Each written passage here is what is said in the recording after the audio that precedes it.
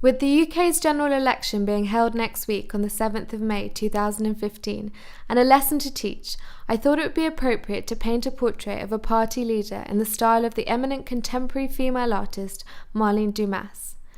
Marlene Dumas was born in South Africa and works in Amsterdam. She works mainly in oil on canvas and ink on paper. She paints from photographs, never directly from life. The subjects she chooses to paint are often public figures, recognisable faces such as Amy Winehouse, Osama Bin Laden, Naomi Campbell and Princess Diana. Political, controversial and intimate, the portraits play with the complexity of people, image and painting.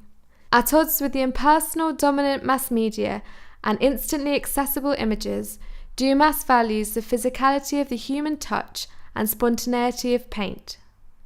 Her work can be a testament to the significance and potency of painting in current culture. At the moment, she has a retrospective of major works at Tate Modern. The exhibition closes 3 days after the general election on the 10th of May, so don't miss out if you haven't already seen it. Because the paintings of Dumas often link to current affairs and politics affect everybody's lives, ahead of the general election, I've decided to paint a portrait of either leader of the most prominent political parties, David Cameron or Ed Miliband. Not wishing to express my own political bias, I flip a coin to decide which leader to paint. I flip heads. Ed wins. I paint him. I mix the black using brown and blue watercolour pigments and add plenty of water to make the colour grey and translucent.